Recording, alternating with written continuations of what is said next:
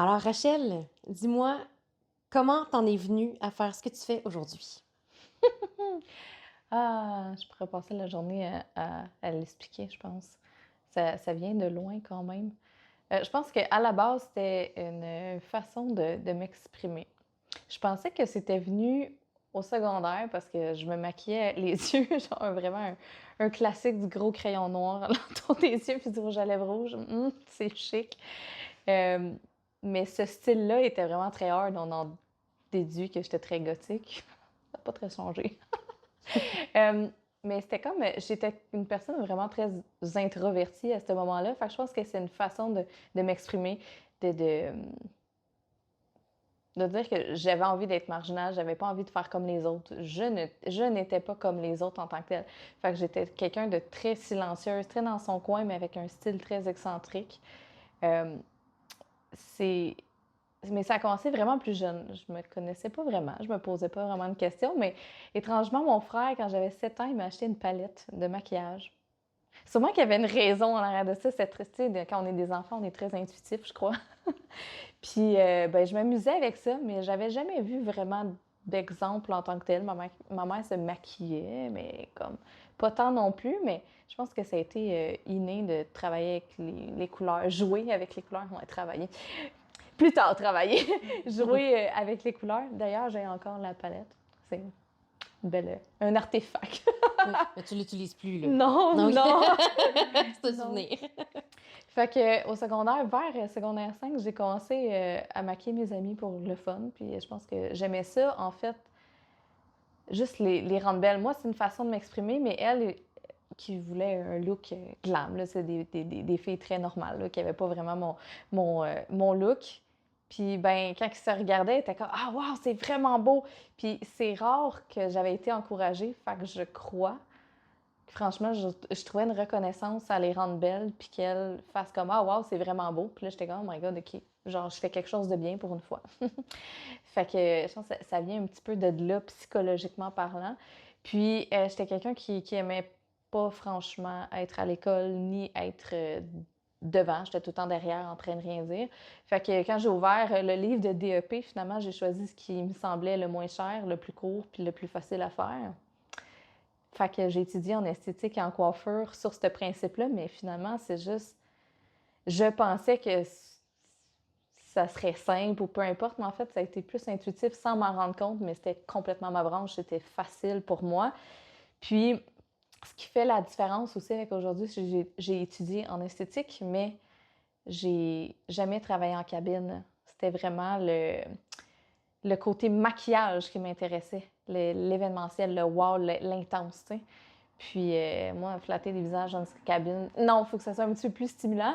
Puis vois-tu, en coiffure, même principe, faire des mèches, couper des cheveux. Ah, moi, ça n'a pas été long que j'étais emmerdée. Moi, c'est la coiffure haute que j'aime. Le wow, l'intense, la structure.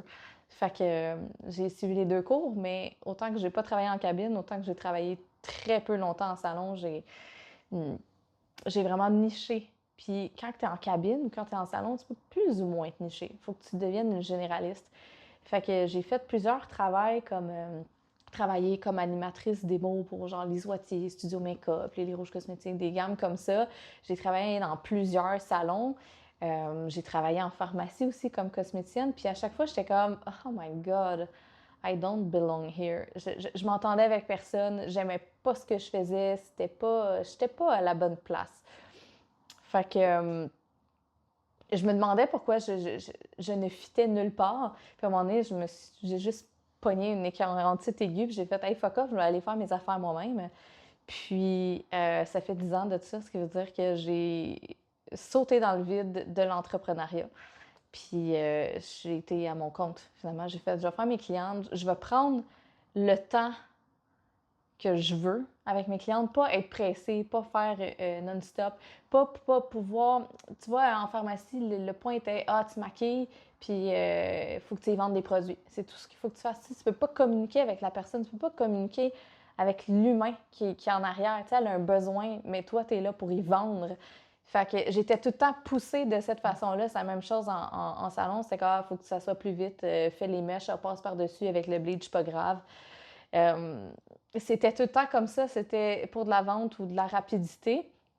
Puis finalement, ben moi, ça n'a jamais été ça. C'était le contact humain, c'était de faire sentir la personne non seulement importante, parce que j'ai eu l'impression toute ma vie que moi, je ne l'étais pas, puis de la faire sentir belle. Quelque chose qui est comme un art qu'on ne honne pas tous, mais que grâce à moi, mon talent, ça peut faire comme la personne se sente réellement bien, réellement belle, spéciale cette journée-là, vue, entendue. Fait que c'est en faisant les choses par moi-même que j'ai pu offrir ça à mes clientes. Fait qu'offrir le meilleur de moi. Puis ça a pris un certain temps avant que je comprenne que c'était ça. Je pensais que j'appartenais pas à nulle part, genre que je fitais pas nulle part, mais en fait, c'est que nulle part ne fonctionne pas de la bonne façon en beauté.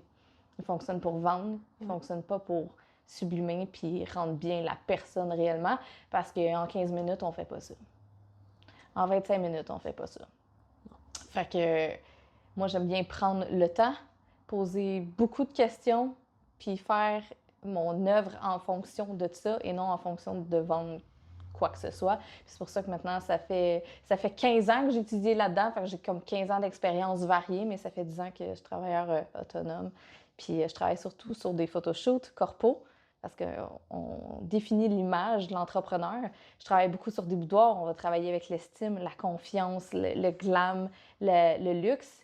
Puis je donne des cours aussi d'auto-maquillage pour apprendre le self-care, mais le maquillage conscient, le faire pour la bonne façon, les bonnes raisons, puis de sublimer, pas de se déguiser. Wow. Voilà. Rachel, pourquoi est-ce que je te choisirais toi plutôt qu'une autre artiste maquilleuse? Oh là là, c'est quand même une grosse question, hein? C'est pas évident.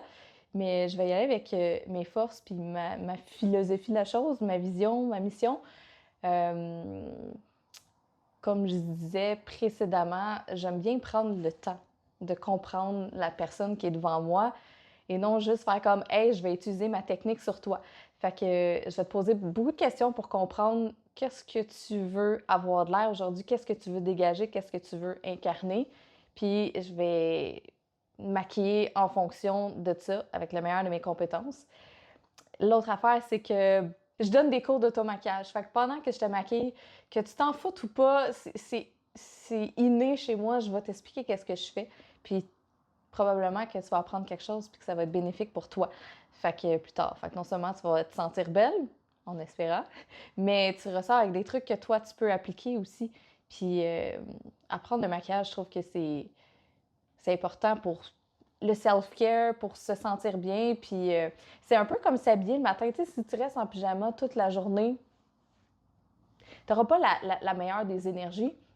Tandis que tu t'habilles, tu déjeunes, tu te prep. Ben, en général, on se fait une couette, on se brosse les dents, puis tu sais, on se tune in, si on peut dire. Ben, c'est la même chose avec le maquillage. C'est un outil qui est vraiment puissant. Fait que j'aime bien apprendre aux gens comment faire. Puis c'est pas parce que tu me payes pas pour un cours de maquillage que je vais pas t'aider à essayer d'implémenter le maquillage conscient puis le maquillage de la bonne façon pour les bonnes raisons. Je travaille avec des produits de qualité professionnelle. Je travaille avec des produits qui ne sont pas testés sur les animaux, en grosse partie qui sont vegan. Puis je regarde toujours les ingrédients qu'il y a à l'intérieur, donc il n'y a pas de parabènes ni de produits chimiques toxiques.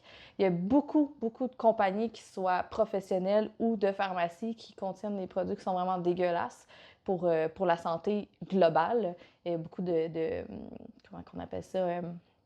De déstabilisateurs endocriniens dans les produits. C'est des agents de conservation et autres produits qui rendent les textures ou la pigmentation intéressante.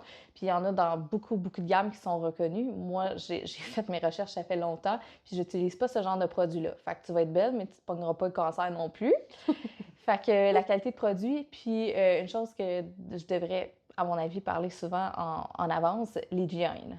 L'hygiène de mon kit, l'hygiène des pinceaux, l'hygiène de tout en tant que tel, c'est comme primordial. C'est un de mes principaux principes, valeurs en tant que tel. Fait que ma surface de travail, ma méthodologie est propre, mes pinceaux sont propres, mes produits sont propres.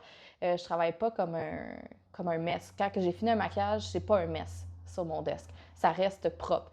Fait que sais, on joue avec des pinceaux dans le visage des gens, sur la bouche, dans la muqueuse des yeux, ça rentre dans le corps. Puis franchement, il y a bien des bactéries puis bien des maladies qui peuvent se transmettre comme ça.